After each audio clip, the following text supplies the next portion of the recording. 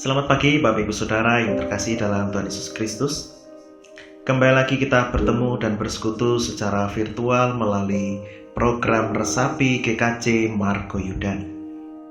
Kiranya kasih karunia Allah yang melampaui segala akal senantiasa mengalir dalam hidup kita semua. Amin. Mari kita semua memulai aktivitas kita dengan mendasarinya dalam firman Tuhan. Oleh karena itu, mari kita berdoa.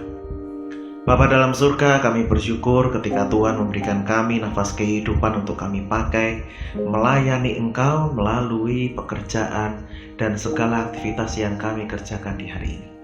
Oleh karena itu ya Tuhan, kiranya segala aktivitas yang kami kerjakan semuanya dapat sesuai dengan kehendak-Mu dan melaluinya nama Tuhan senantiasa dipuji dan dipermuliakan. Bapa dalam surga, kami sebentar akan membaca merenungkan firman-Mu. Kiranya roh Tuhan menuntun kami untuk kami dapat merasakan sentuhan kasih-Mu dan kami dapat melakukan firman-Mu dalam kehidupan kami. Di dalam nama Tuhan Yesus Kristus kami berdoa. Amin. Bapak Ibu Saudara yang terkasih dalam Tuhan Yesus Kristus, bacaan kita pada pagi hari ini diambil dari Kitab Yunus pasal 4 ayatnya yang kedua. Kitab Yunus pasal 4 ayatnya yang kedua yang demikian. Dan berdoalah ia kepada Tuhan, katanya, "Ya Tuhan, bukankah telah kukatakan itu ketika aku masih di negeriku? Itulah sebabnya maka aku dahulu melarikan diri ke Tarsis, sebab aku tahu bahwa Engkaulah Allah yang pengasih dan penyayang, yang panjang sabar dan berlimpah kasih setia, serta yang menyesal karena malapetaka yang hendak didatangkannya." Demikianlah firman Tuhan. Yang berbahagia adalah setiap orang yang melakukan firman Tuhan. Bapak Ibu Saudara, judul perenungan kita pada hari ini adalah Kasih Setia Tuhan. Siapa yang tidak familiar dengan Yunus?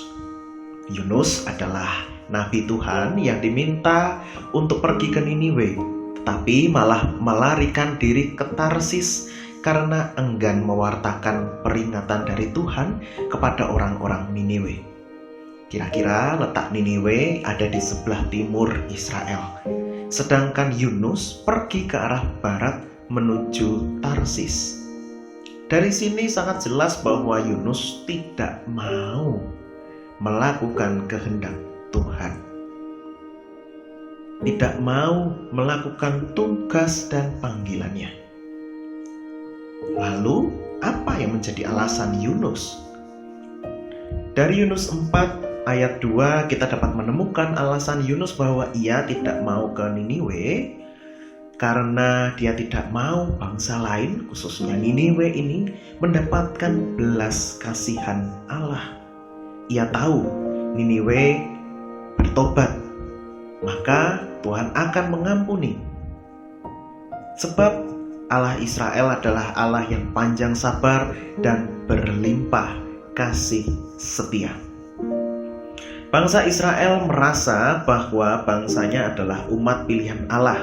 Oleh karena itu, menurut Israel, termasuk Yunus, kasih, anugerah, setia Tuhan Allah itu hanya ditujukan kepada Israel saja.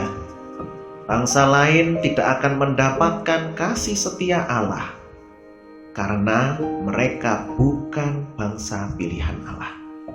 Atau bisa dikatakan bangsa lain tidak layak atau bangsa lain pasti kena hukuman karena tidak mengenal Allah.